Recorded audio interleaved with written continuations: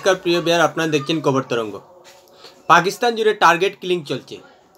অজ্ঞাত পরিচয় হামলাকারীরা নিরীহ নাগরিকদের গুলিতে যাত্রা করছে আর এসব পিছন থেকে পরিচালনা করছে ভারতীয় গোয়েন্দা সংস্থা রিসার্চ অ্যান্ড অ্যানালিসিস উইং, সংক্ষেপে র।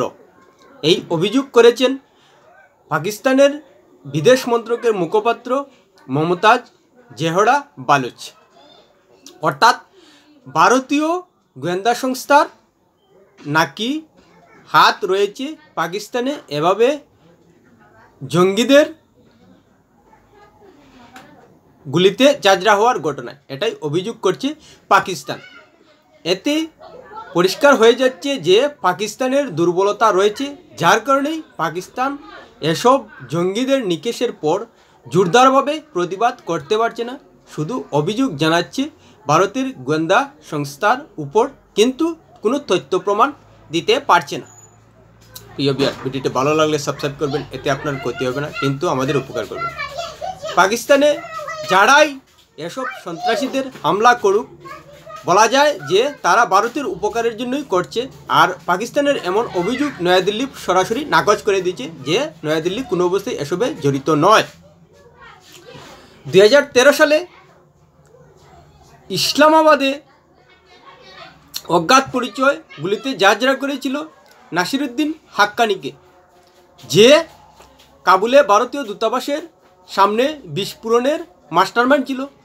সেই সঙ্গে 2023 সালে আমির সরফরাজ নামে একজনকে লাহোরে অজ্ঞাত পরিচয় খুন করে দেয়। সে জড়িত ছিল লাহোরে সরবজিৎ সিং নামে ভারতীয় এজেন্ট সন্দেহে এক ব্যক্তিকে খুনের ক্ষেত্রে জেলের ভিতর। অর্থাৎ দুজনের উদাহরণ দিয়ে দেখানো যায় যে ভারতের হয়ে কে বা কারা এসব সন্ত্রাসীদের খুন করে দিচ্ছে, অর্থাৎ পড়ুককে ভারতের উপকার করে দিচ্ছে।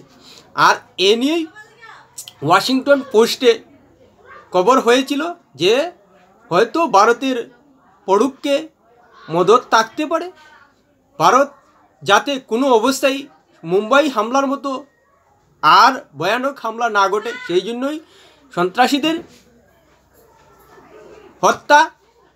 সেই সঙ্গে প্রধানমন্ত্রী নরেন্দ্র মোদী ভারতের মধ্যে সবথেকে শক্তিশালী নেতা ইতিহাসে থাকবেন, হয়তো সেটাও উদ্দেশ্য হতে পারে। সেই ওয়াশিংটন পোস্টকে বিবৃতিতে এনেই পাকিস্তানের ডন এবং দ্য এক্সপ্রেস ট্রিবিউন খবর করেছে পাকিস্তানের বিদেশ মন্ত্রকের মুখপাত্র মমতাজ জেহরা বালুচের উদ্ধৃতি দিয়ে।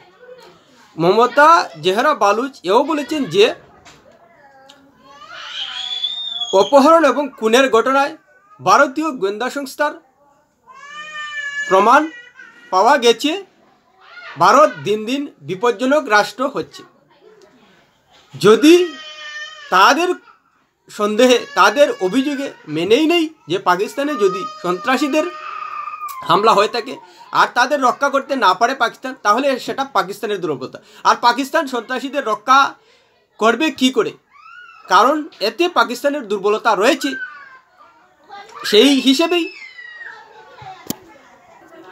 পাকিস্তান তেমন জোরালো প্রতিবাদ করতে পারছে না, কারণ পাকিস্তান জানে যাদের মৃত্যু হচ্ছে অজ্ঞাত পরিচয় হামলাকারীর হাতে, তারা ঘোষিত সন্ত্রাসী এবং বিভিন্ন ভয়ানক সন্ত্রাসী কার্যকলাপে জড়িত।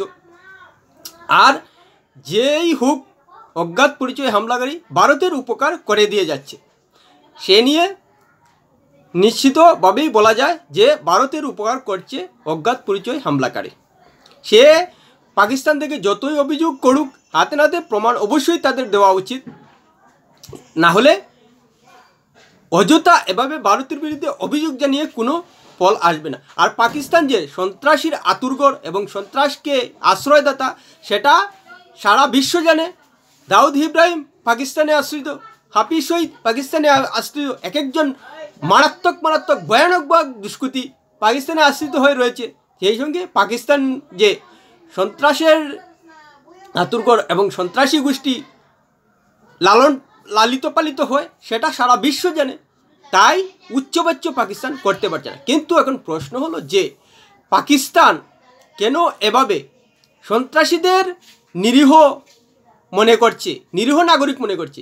আসলেই পাকিস্তান সন্ত্রাসীদের লালিত পালিত করে, সন্ত্রাসীদের আশ্রয় দেয়, যার কারণেই তাদের কাছে অর্থাৎ পাকিস্তানের কাছে এরা সন্ত্রাসী নয়, সাধারণ নাগরিক। অথচ ভারতের ক্ষতি করে দিচ্ছে, ভারতের নানাভাবে ধ্বংসযজ্ঞ করছে, তাতে কিন্তু তাদের পাকিস্তানের কিছু যায় আসে না। পাকিস্তান আসলেই ভয়ানক এক কূটনীতির মাধ্যমে সন্ত্রাসকে বাহবা দিচ্ছে, যার কারণেই এখন এ ধরনের ঘটনায় উচ্চবাচ্য করতে পারছে না পাকিস্তান, এবং তাদেরকে রক্ষাও করতে পারছে না। আসলেই পাকিস্তানের দুর্বলতা রয়েছে, কারণ পাকিস্তান অন্যায়কে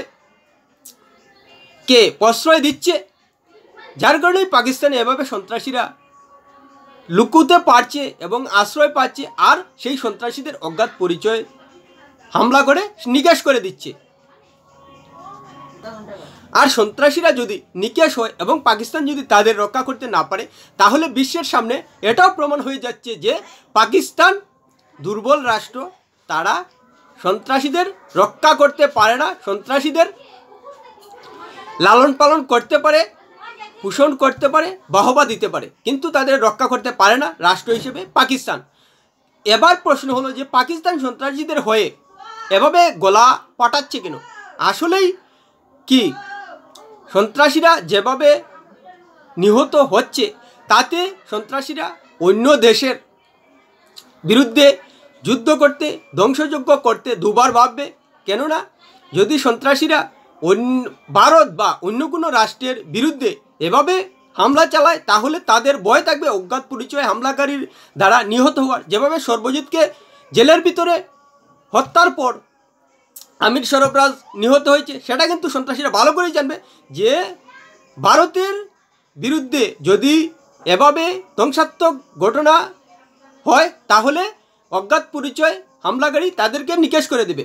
সেই সঙ্গে আরেকটা হতে পারে যে এভাবে ভয় দাঁড়ানো হত্যার ঘটনা সামনে আসলেই সাধারণ নাগরিক জঙ্গি সংগঠনে যোগ দিতে দুবার ভাববে, কেননা পাকিস্তানের সন্ত্রাসী সংগঠনে যোগ দেওয়া মানেই ভারতের বিরুদ্ধে জিহাদি কার্যকলাপ, আর এতে তাদের প্রাণনাশের আশঙ্কা থাকবে এবং সাধারণ নাগরিকরা সন্ত্রাসী সংগঠনে যোগ দিতে দুবার ভাববে। সেই সঙ্গে ভারতের বিরুদ্ধে বা অন্য কোনো রাষ্ট্রের বিরুদ্ধে সন্ত্রাসী কার্যকলাপ করতে তারা দুবার ভাববে, কেননা যদি সন্ত্রাসী কার্যকলাপ করে তারা পাকিস্তানে আশ্রয় পায়, তাহলে কিন্তু অজ্ঞাত পরিচয় হামলাকারীরা এভাবে হত্যা করে চলে যেতে পারে।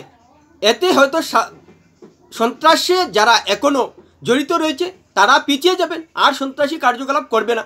অর্থাৎ যাতে সন্ত্রাসী গোষ্ঠীগুলি উৎসাহ পায় এবং নিজেদের কার্যকলাপ নিষ্ক্রিয় না করে, সেই জন্যই পাকিস্তান এভাবে সরকারিভাবে বিবৃতি দিচ্ছে।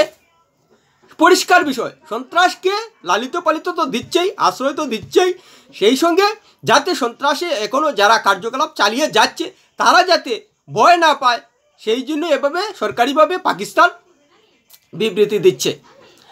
এও অভিযোগ পাকিস্তানের বিদেশ মন্ত্রকের মুখপাত্র মমতাজ জেহরা বালুচ করেছেন যে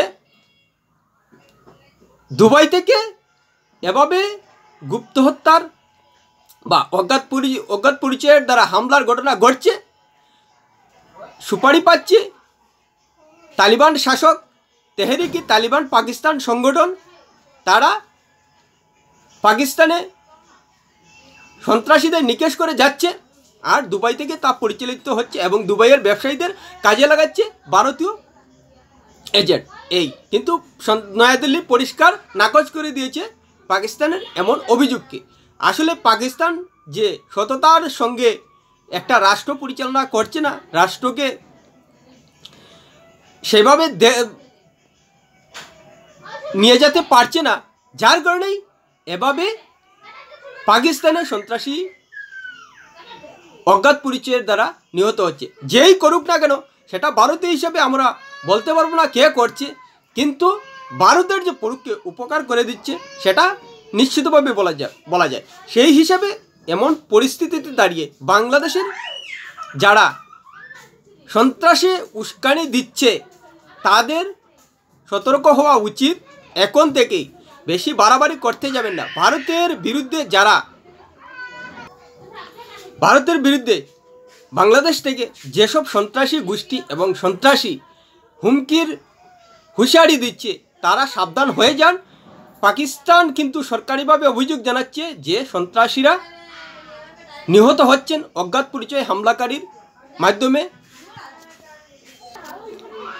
এবার ভারতের বিরুদ্ধে যারাই সন্ত্রাসী কার্যকলাপ করবে তারাই নিকেশ হবে। যে সেই গোষ্ঠী অজ্ঞাত পরিচয় হামলাকারী যদি এবার বাংলাদেশের দিকে নজর দেয়, নিশ্চিতভাবেই প্রস্তুত থাকুন যে সন্ত্রাসী গোষ্ঠী এবং সন্ত্রাসীরা কিছুদিন পরে অজ্ঞাত পরিচয় হামলাকারী আপনাদের উপরও সেভাবে আক্রমণ করতে দুবার ভাববে না। পাকিস্তানকে যেহেতু রেহাই দিচ্ছে না, তাহলে বাংলাদেশ তো কিছুই না।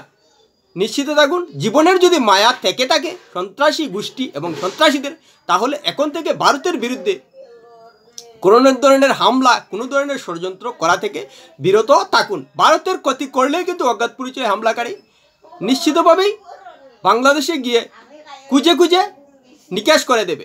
পাকিস্তান পারছে না নিকাশ থেকে আটকাতে, আর বাংলাদেশ তো কিছুই নেই, একেবারে ভারতের পেটের ভিতরে রয়েছে, চুটকি মেরে উড়িয়ে দেবে সেসব অজ্ঞাত পরিচয় হামলাকারীরা। প্রিয় ভিউয়ার, ভিডিওটি ভালো লাগলে লাইক শেয়ার কমেন্ট করবে।